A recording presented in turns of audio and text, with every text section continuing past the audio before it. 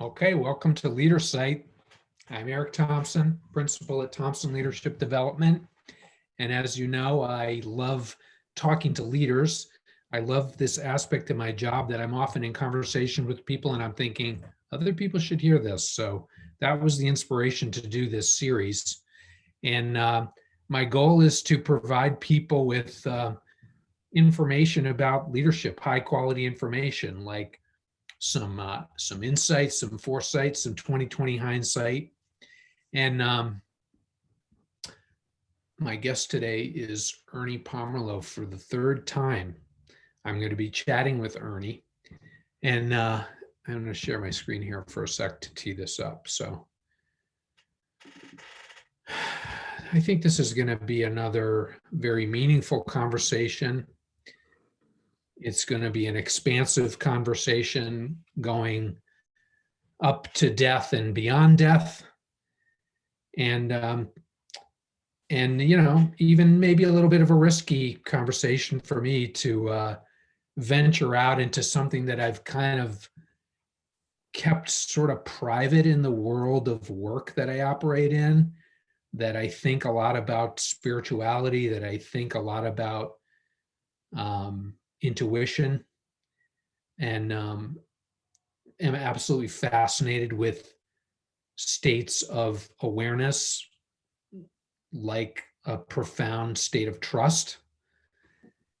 And so I'm a little bit, my heart's thumping in a positive way. And I just want to mention what led up to this. So we've had a very fascinating, I'm going to stop share again, response to the conversation that Ernie and I had a few weeks ago about his journey with loss. And, you know, just to summarize, the first conversation we had related to Bowen leadership theory, Ernie's use of the tools in that theory to overcome a high stakes relationship with his father, a very important relationship. I think most of you know, but maybe not everyone, that Ernie is he's the CEO of Pomerleau Real Estate, one of the largest real estate companies in Vermont. He's been an advisor to a lot of governors, very down-to-earth, practical person.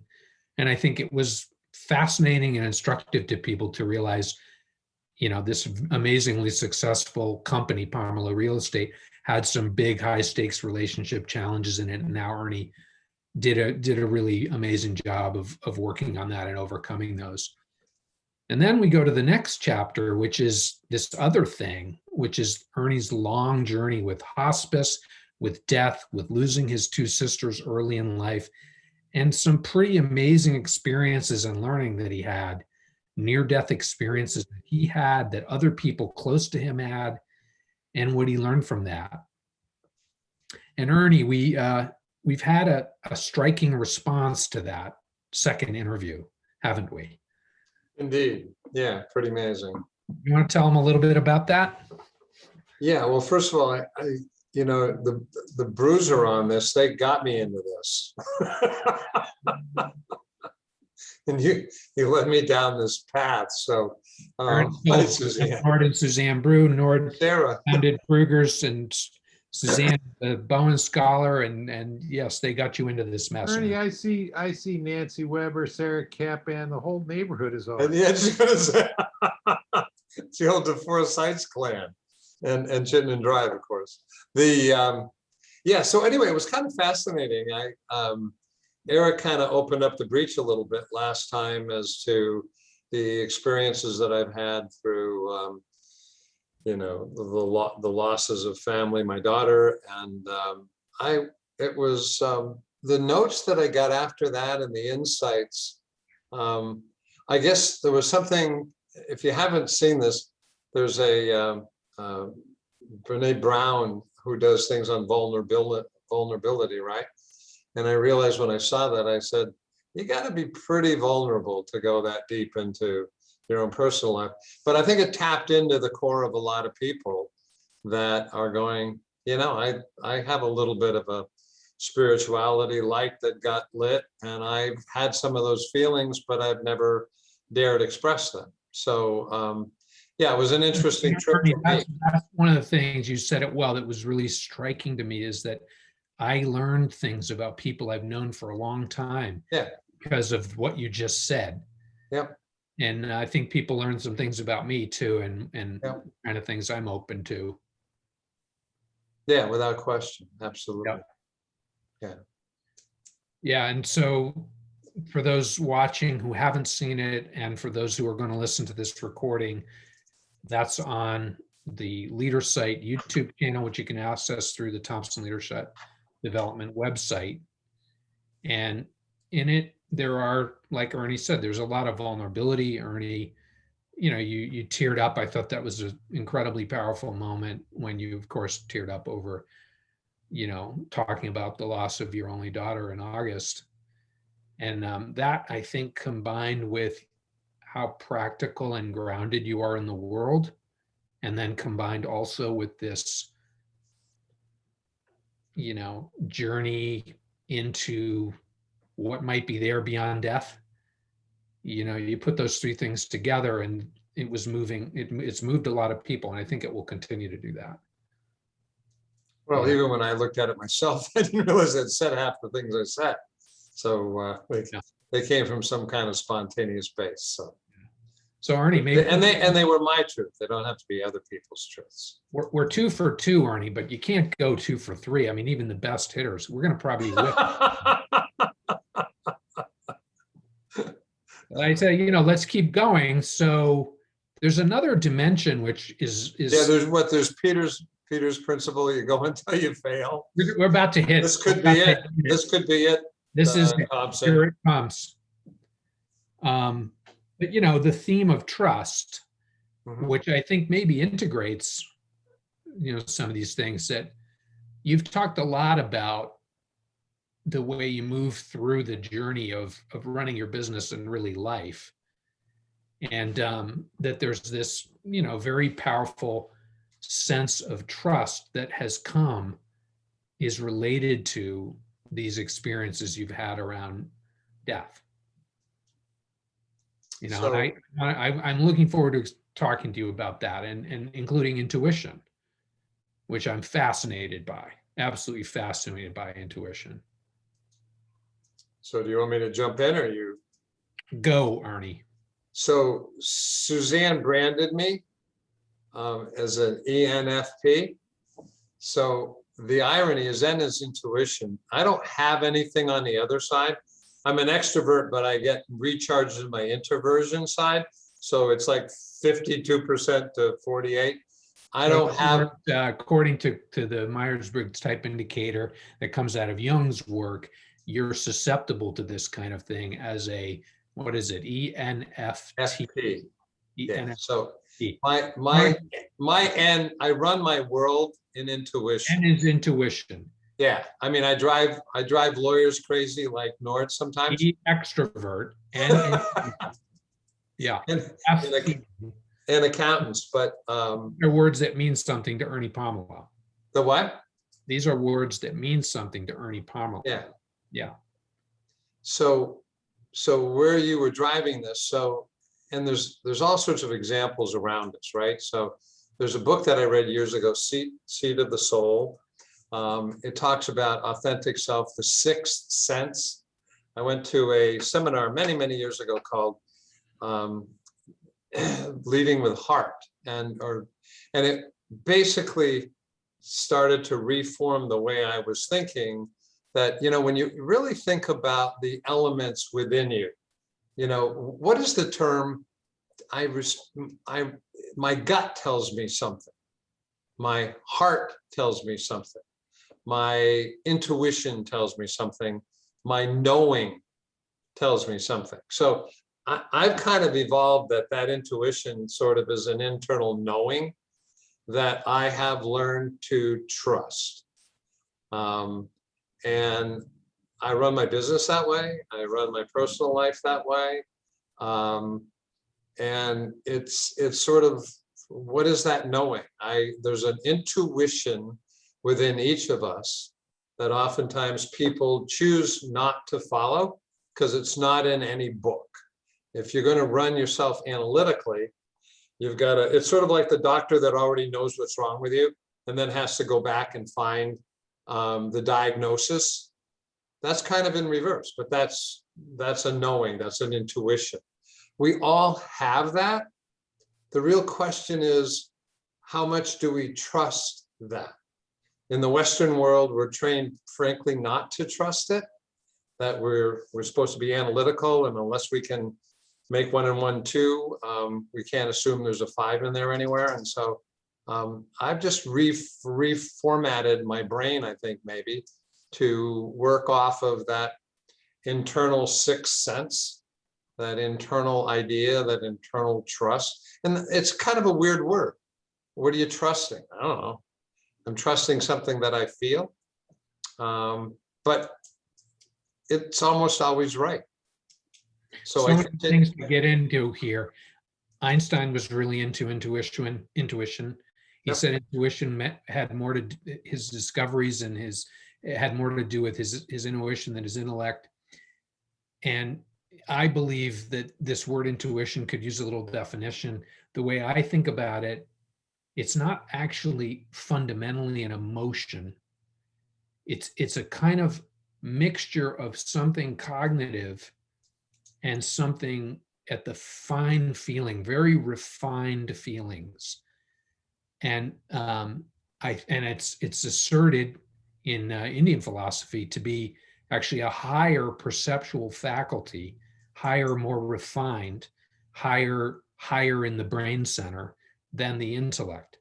The intellect's still really valuable. So, but there's this other thing they assert called intuition that people can have a relationship with or not. Does that make sense to you? Yeah, I mean, as kids, we've all grown up, and our brain is telling us to go this way, and something else, heart, intuition, knowing, whatever it is, wants us to go this way.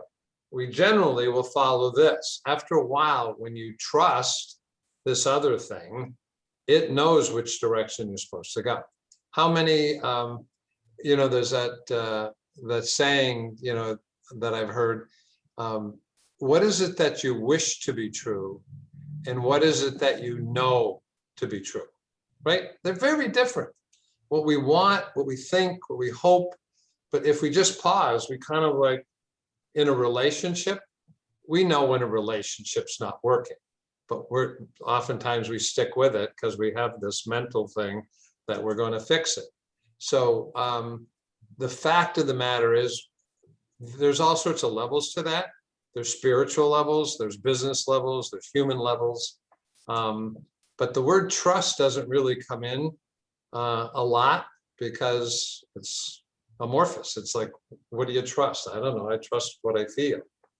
Let's get into this trust thing here in a sec. I want to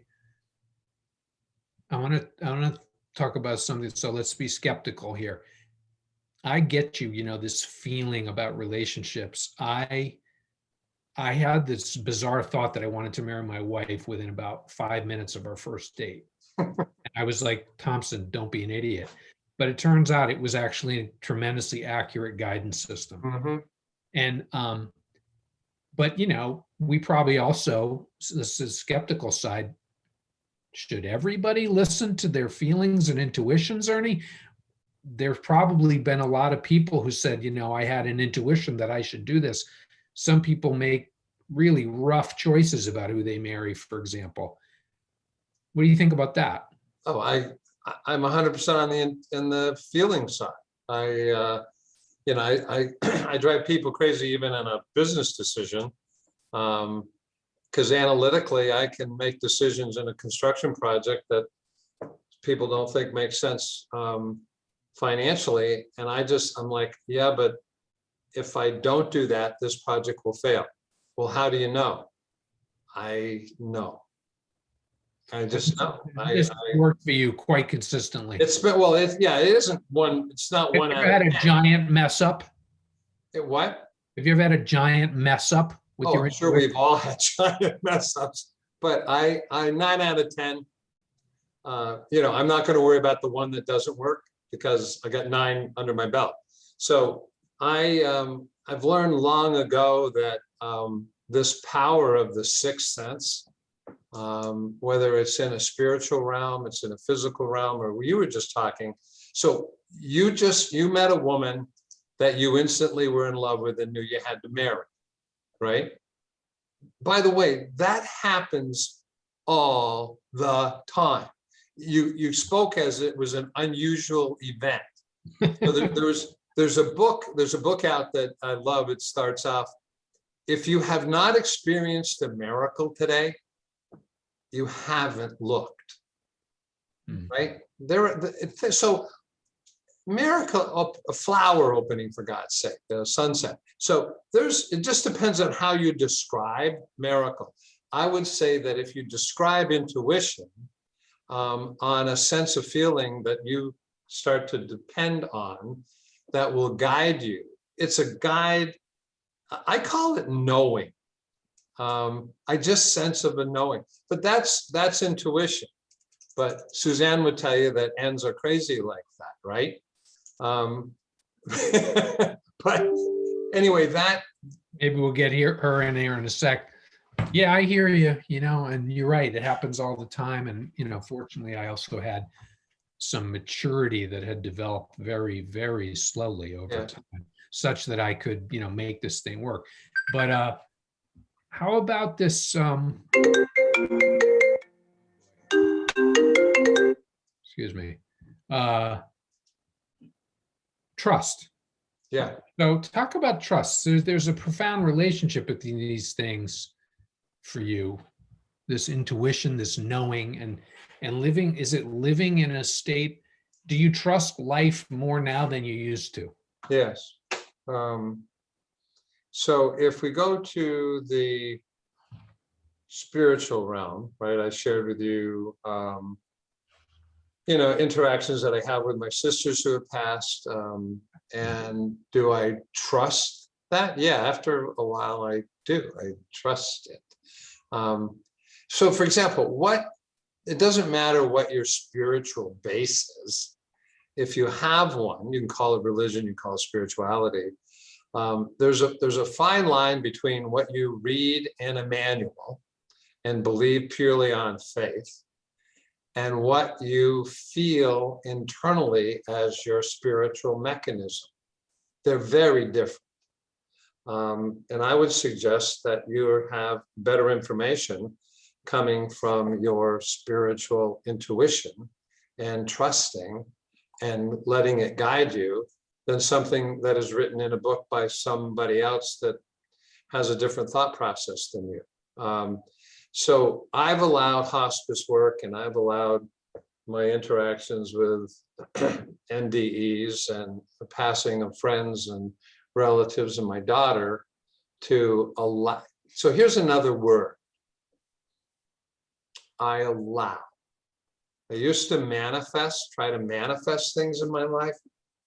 I now allow things into my life. And when they come in and I intuitively know they're supposed to be there, I hold on to them. If it doesn't feel like I'm supposed to, I let them go. Now, what I choose to accept and not accept would be different than somebody else, but that's okay. I'm not them, they're not me. So I've allowed some very challenging moments in my life to guide me into an arena that if I were there 30 years ago, I'd get the hell out of Dodge. It just was strange. I wouldn't be there. Doesn't make any sense. I've kind of attuned my trust to know that whatever arena I'm in, whether it's an uncrossed spiritual path or it's a human path, a business path. Like a difficult negotiation? What? Like a difficult negotiation? Yeah, no, absolutely. I mean, if you're calm and you're at peace in a negotiation, you will in fact feel the other person's emotions and what they're doing and try to assess where they're going to go. It's like I do Tai Chi. I don't ever attack. I wait till somebody comes at me and I feel them and I feel where they're going. That's kind of an intuitive state of a martial art. You know, where do you go? You're a big TM person. Yes. Where do you go when you go into a deep transcendent state? You know, there's no thought, there's no emotions, it's blissful. But while you're there, why do you stay there? You trust. I'm putting words in your mouth. I would say that I would feel that there's some kind of a trust, a sense of calm, sense of being that is connected in some way, that I trust being there. And it's a place where there's no thought, but you get all the answers. Am I close? Yeah, transcendental meditation has been a very, very powerful vehicle for me to refine my intuition, to get answers to things that puzzled me. A lot of times the answer being, everything is just fine, Eric. You don't need to worry about it. Yeah. It's all going to work out. Yeah. I get doses, high concentration doses of that, you know, on a weekly, if not daily basis from doing transcendental meditation. Mhm. And you said allowing. Yes, I mean, transcendental meditation is a process of allowing. It's a non-cognitive practice. You're not using your intellect to try to manage your mind or get yourself somewhere. It's an allowing. So did I answer your question? Yeah, I mean, but think about how do you wrap up the word allow? How do you work? It's sort of like there was a book written years ago, the Tao Te Ching. And I love Lao Tzu starts off and he said, you know, I'm about to try to describe the undescribable. I'm going to have to name the unnameable, but I don't have any way out other than to try to teach you what I know by naming it. All I have is words, so I'll have to use them. Huh? Like all I have is words. Yeah, I have this sensation and I want to express it, but I have to put it in words. So I'm going to call this element, this essence that I'm going to speak about, I'm going to call it the Tao, because it's a good word, means the path. But you know, they're all metaphors. I mean, God is a metaphor. You know, you have 10 people in a room with God and they'll give you 10 different personal concepts of it. And so what does that mean to you? And so we're all on an individual journey. It's sort of like that old saying, you know, we're spiritual beings on a human journey, not the other way around, and we're souls with a body. And so what does that mean? I don't know. I know what it means to me, but I don't know really. Everybody's on their own personal journey. So part of it is to learn. And the only way that I can really learn is by tapping into my knowing, my allowing, my intuition, and allow it to refine itself. You just said you go into TM to stimulate your intuition, right? Or something like that. I'm not trying to do that, but that has been the output. Yeah. So, Yeah. and so what does intuition is a word that has different meanings to everybody. But it's a driving force within us that has the ability to change our cognitive patterns in a way that, you know, because if you only think in a cognitive, direct, linear line, you will follow what your parents told you, the military tells you, what your religion tells you, what the book says, what ethics tell you, whatever you want to follow. However, if you get outside of those straitjackets, you will assimilate all the learnings and the data that you've acquired, whether it's in business, whether it's in personal, whether it's through a spiritual path, and you will incorporate those kind of in a intuitive fashion that you come up with your own prescription, but it fits the way you feel. We tend to go out of our way to not let our feelings dictate what we do because we don't trust them. Well, I think I might have a little more respect for these books than you do, Pomerleau. I think the intellect does a pretty good job at times, and there's amazing books that really help people. However, what I do think I agree with you about is that there is something beyond the book. And I wouldn't want people, Well, I'm not defining a book. I'm saying just no, books in I mean, general. any book, Yeah, you know, by the book yeah, is by the, the book. That's go where I by, was going. but you're talking about a knowingness that is beyond something you could find in a book. It's deep within. Absolutely. Yeah. And I also want to say, you know, if people were making their decisions on their feelings, that can be misleading because sometimes the feeling is anger, hatred, greed, jealousy. You're talking about a certain kind of feeling, I think, a very Yeah, refined true. kind of feeling. Yeah, no, people are people. Words can fail us. You know, the word Yeah. feeling can be No, used. people can easily follow their anger, follow, we all have, dysfunctionality. And Ernie, so, down to bring it into back, loop in back your journey with your daughter and the loss of your daughter.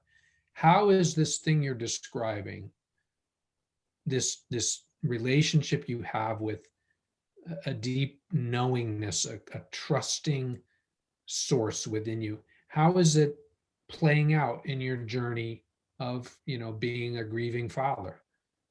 Is it talking to you? Is it helping you with that? well, that's a powerful question. So that's been probably one of my greatest challenges. Um, if it were anybody else, I could speak to myself easily or about that episode.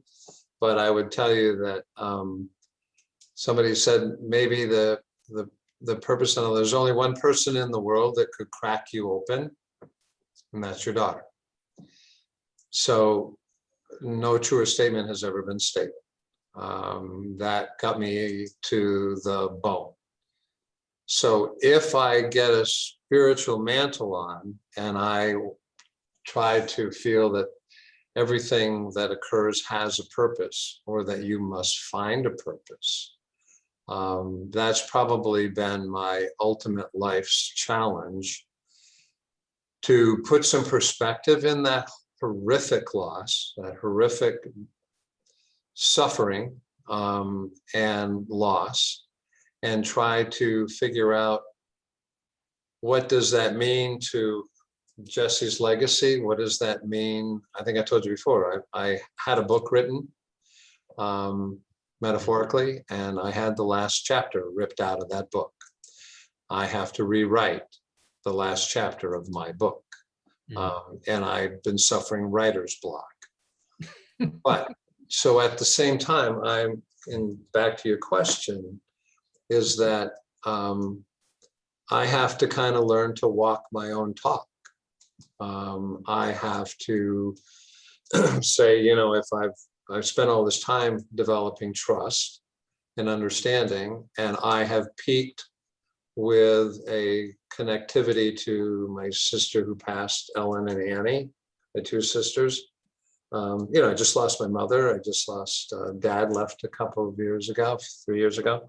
Just lost a brother-in-law, and I just lost a dear friend. And so this has been a challenging couple of years. And so I'm like, okay, you can put your head in the sand.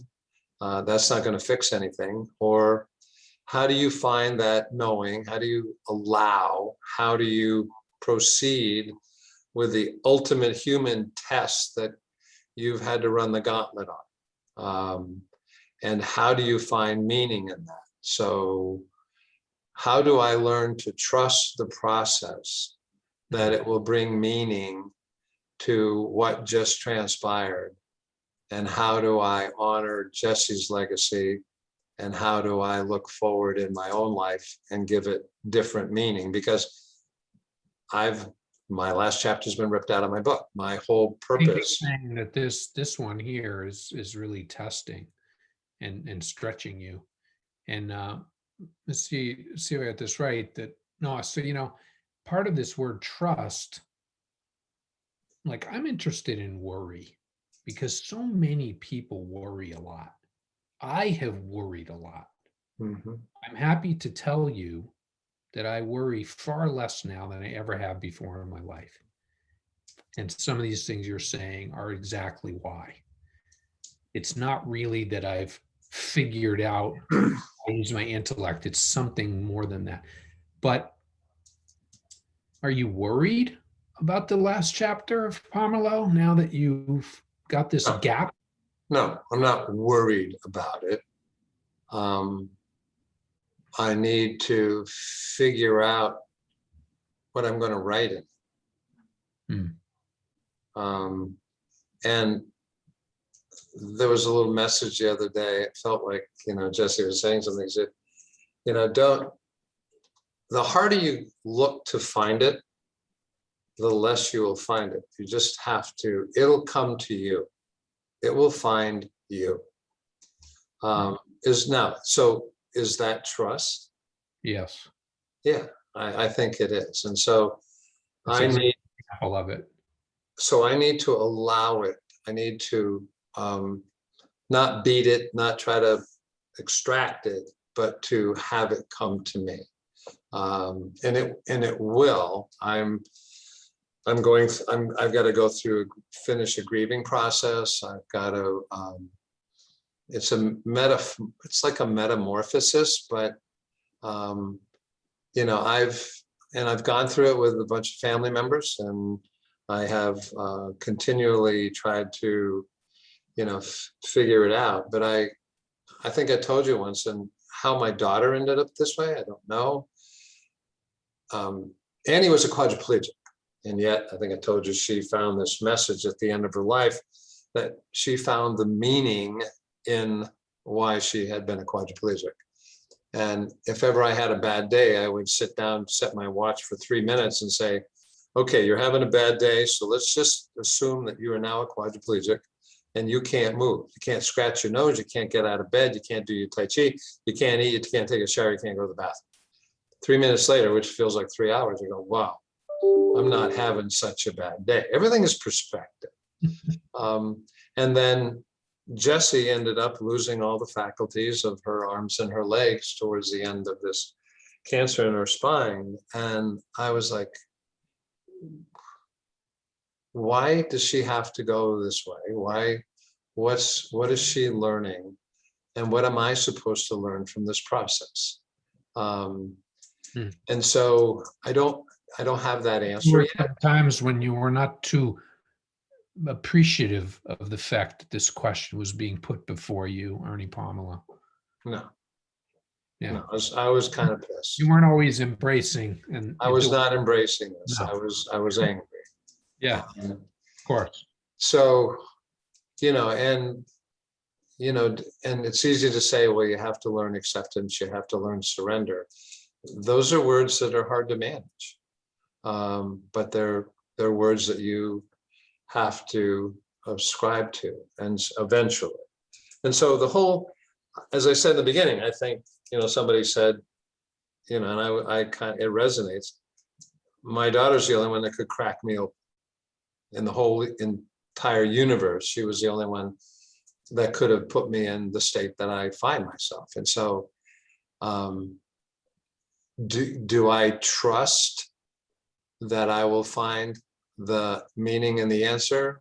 Yes. Is it hard? Yep. Is it going to be quick? Nope. Is it a journey I would have ever possibly chosen? No, it was Shakespearean. We had lived a life of, perfection on every level, right up into the time of this beautiful wedding, which many of the people on this were in attendance, and it was a perfect wedding. And then she found a lump in her breast, and then it just progressively for 2 years got worse, and then couldn't have ended more Shakespearean in the opposite end of the spectrum. And so that to me was the ultimate challenge in attempting to take this spiritual core that I had and this belief system that had been, shattered. I probably had, a spiritual crisis. And then how do I get this back on? How do I create a legacy for Jess? What does the rest of my life's meaning have in it with my daughter gone, my only child?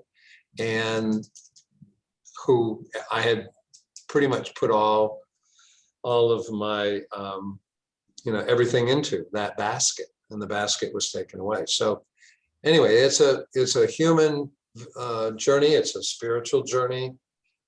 And it's gets back to the way you started this whole thing. I'm either going to trust it, the process, that I will find an answer and I will find meaning. And I've picked some up on the way. I don't mean to say I'm totally void of that, but this one's a test. I think it's a great place to pivot into a brief small group experience, because it ends that piece of your narrative that you shared with us here. And, thank you, Ernie, for being so open. Is ends with the big question, and it ends with a potential and an open space, and maybe there's no more powerful way to illustrate the point about trust than to kind of hear you standing there facing this big unknown, and how are you living that, to illustrate how you're living that, and the trust dimension of that, how it doesn't really involve certainty in this case. It doesn't involve an absence of grief. I think maybe that's one way that people can misunderstand the idea of intuition, that as if it takes all the edge out of the situation. You're still sort of having that sense of flying with uncertainty, but maybe it's a change in your relationship to uncertainty. Absolutely. That you're not as caught in it. You're also, along with the uncertainty. I've had moments, with my own journey with intuition, where I felt a tremendous sense of knowingness that the situation I was going into could be a high stakes business situation that I might have been nervous about 10 years before, that I know it's going to be okay. And then I know that I will know how to handle it. And that, obsessively preparing isn't going to get me anywhere, and I don't even need to do it. And those have been some of the most, moments where I knew it was working. I knew I was succeeding. But it didn't mean I knew what was coming next. Well, I mean, I've been in some horrific business implosions, as anybody in a large business has been. It takes you out by your knees and you work your way back. In contrast, and I've lost friends, and I've lost sisters, and I've lost parents, but this one is the ultimate challenge of dealing. Anybody that has a child, when your child is having a bad day, you're having a worse day, and when your child is having a good day, you're having a better day, right? Just that's who we are. That's our DNA. And then you put yourself in a situation where your daughter is slowly slipping away, and you know it, but through an excruciating process of months and months and months and months that you have to witness, puts you on a totally different plane. In contrast, business issues and relationship issues and any other issue is that seemed like a 10 before, doesn't even come up to a 1 now. So that one is sort of the ultimate test. I can't imagine any test in my life exceeding this one. I hope there isn't any. I can't imagine. So I'm in the middle of it, and I have to figure it out. And I can't figure it out logically. And there's no book to tell me how to do it. There's no sage to work me through it. I have to work through it myself. And so we all have to work through it ourselves. So I have to find that source within me that will see me to a place of knowing that I can make sense out of this, and I'm piecing it together. But it sort of gets back to the same word again. I'm allowing and trusting that if I don't fight it and I don't try to force it, it will find me. What I'm hearing is that loss has the potential to deepen one's relationship with oneself and Wow. deepen one's relationship with trust. And that's a pretty good thing to be able to have, but it is not an easy path. I'm going to use the breakout function in Zoom now to give the people who've been on this call a little chance to just chat with each other. We'll do a little bit of a shorter one, about just a 5-6 minute chance for you to share some of what you're thinking about, and then we'll come back together and we can talk with Ernie. So just give me a sec here to set this up. And I've set the timer. I'm going to choose 5 minutes. So this will be relatively brief, but just give you a chance to air out some of your own thoughts. See you soon.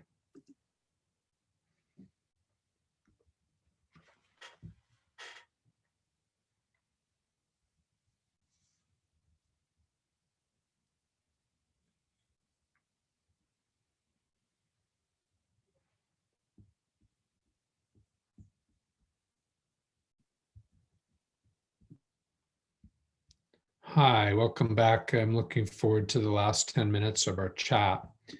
Just before we get into that and give you a chance to share some of what Ernie's words stimulated in you, or just talk to Ernie a little, I want to let you know we got this event coming up in May, the next in this series, the Leader Site series. This lady is very extraordinary. She's achieved a lot, chief operating officer of a historic institution, National Board of Medical Examiners in Philadelphia. I talk to a lot of people in her company, and it is amazing to me how many people, if you ask them, who are your mentors around here, her name's on the list. She's very, very good at this. And I call it the fine art. I think she's brought mentoring to a fine art, and I can't wait to have an interview with her about how she does it. Mentoring matters. So also wanted to just share, we may get into owls here before it ends, but this quote that I think pertains, it's an ancient quote that pertains to what we've been talking about.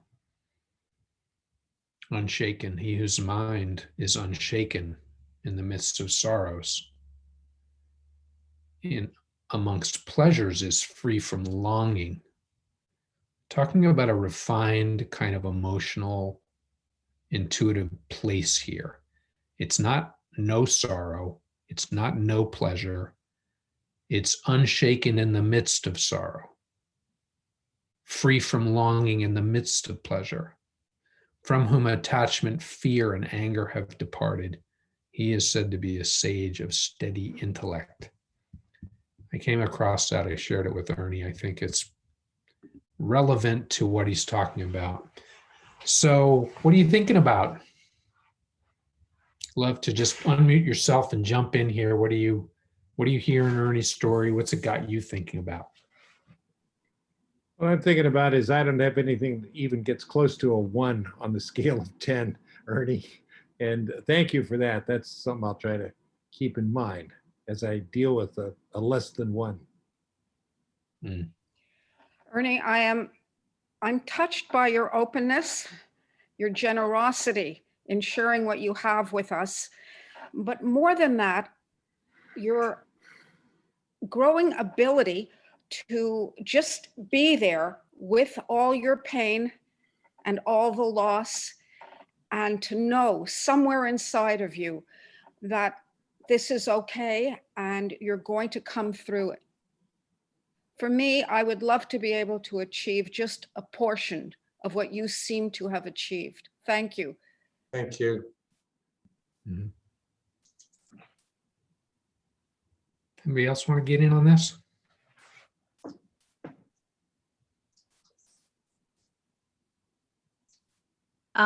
Sorry, Go ahead. No, go ahead, Mary Beth, and then Suzanne. Yeah. In our group, in our breakout, I was just mentioning that in 2002, a really close friend had passed away. And for me, a lot of what was talked about in the bigger group when we first started really hit home, because it really deepened, you know, my sense of like myself, like understanding, and it opened for some reason this intuition that I wasn't aware of before, and has since been a great guide to me, more so than, you know, facts on the paper or whatever. Wow, Mary Beth. Mm. Ernie, I know Mary Beth quite well. We went on a year-long journey in my course, my leading by managing self course for business teams. Yeah, we talked. She said she suffered through you. She suffered as you have, but I never knew. We shared that suffering. The reason I'm saying it, Ernie, is I never knew this, what she said. Well, it was profound. Mary Beth said it's very profound. It opened up her intuition, which well, I think I was going to bring that up if she hadn't mentioned it, because it was a passing of a close friend that touched. And I think what we talked about with that is that we have it, we just don't see it right away. And then all of a sudden that dimension comes in, and then we like, all of a sudden we have this tool we can use, but it's always been there.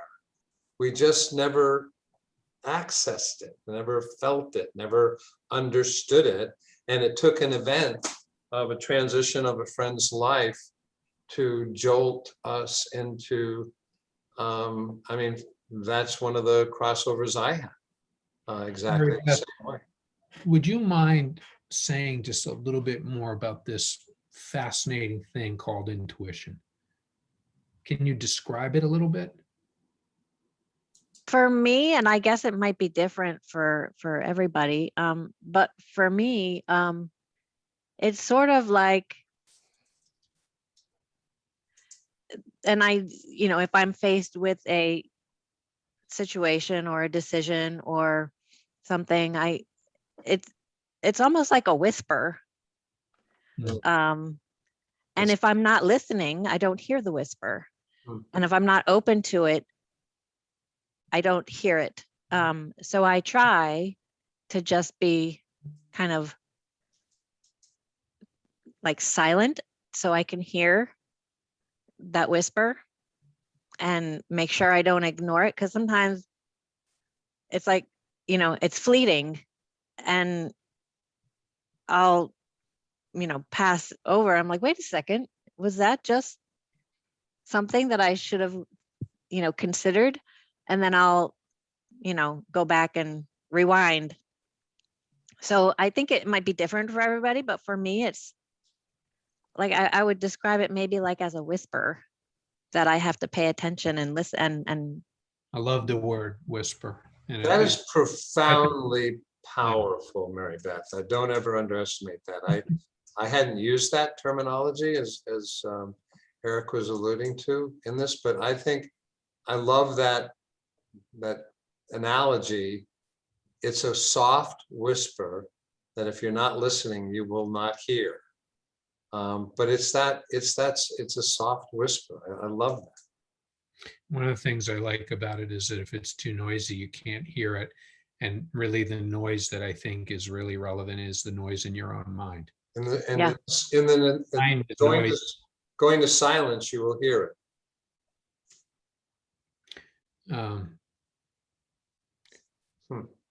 Says Mary Beth, one more. What kinds of things do you get guidance about? It varies. I have 4 children, so sometimes it's things with my children, or it varies. Occasionally it's something work related, but you know, it's not with everything, but it's, you know, it's a variety. Just going back to that thing that Ernie said about allowing, it's like Mhm. you sort of can't force it. Mhm. Suzanne, did you want to get in on this? Did you have something you Well, want to say? a little bit. First, I just want to say hi to Ernie. I miss you guys. Wow. I I I was thinking that just I was thinking about something that Jung said, which was the gift of a lifetime is to be to do. I'm not going to get this a little wrong, but the gift of a lifetime is to develop and to be who you can possibly be. And I'll send you the correct one. But and I was just thinking that to continue to take on yourself and to develop yourself is just beautiful. And I think it's just a gift. Hmm. It is a gift. And a lot of people just don't have that. And that you can keep developing that and knowing that there is something there always, that there is something always there. Hmm. Yeah. Suzanne, you're right. That seems to be like a deep dimension of Ernie's trust, Yeah. which Yeah. revealed in this story that he trusts that there's meaning Yeah. to be made of this tragedy. Yeah. Just got a couple more minutes. Anybody else want to get in on this? Leslie Fox, you moved your hand, so I know you have much to say about this. Leslie Fox from Chicago, So there. a lifelong learner if there ever was one. Can't hear you. You're very silent, whispering.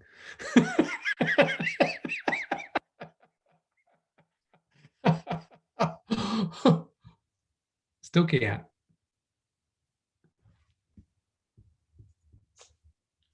Sometimes if you press the space bar and hold it, it unmutes. That's another option for unmuting in Zoom. You just press and hold the space bar. Got it. There it is. All right, I'm sorry. No, I was going to say, Eric, you're so intuitive. It was always something here to say. First, I want to thank Ernie so much for sharing, and for the last presentation too. I wasn't here, but I was able to listen to the recording. And we're dealing with, really now at this point in our lives, we deal with the really big ones, the ones that we were afraid of our whole lives, that there'd be something that would come along that we couldn't handle. And then there it is, we can handle it somehow. That's where that trust comes in, is that that you can get through it. And I was taken by that notion of it's a continuing process that we started at birth, and it's that process of really becoming who we are fully. And you're so much closer than most of us, certainly than me. And it's unfortunate that we have to experience these things on one hand. On the other hand, how blessed we are to have lived long enough to experience these things and learn these things here in this world, because who knows what we might take somewhere else. So I find it all incredibly important to think about these things. I find it hard to talk about them, but it's important. It's important to do it, and your bravery and courage in doing that so openly is really an inspiration. So Thank you. thank you. All right, I think that's an awesome note to end on. But Ernie, I'm going to start nagging you about doing another one of these fairly shortly. Just fair warning, because I don't think we're done yet. So if you like this, keep your eyes out in the leader site space. If you're not on our mailing list, you can get on it. Those of you who are on or who are going to join and listen to this by recording, let us know if you want to get on our mailing list, so you'll know when the next one of these comes, if I succeed in persuading Ernie Pomerleau to keep going here. All right. Thanks, Ernie. Take care. Thank you. Goodbye. Thanks, Eric, for doing this. Thanks.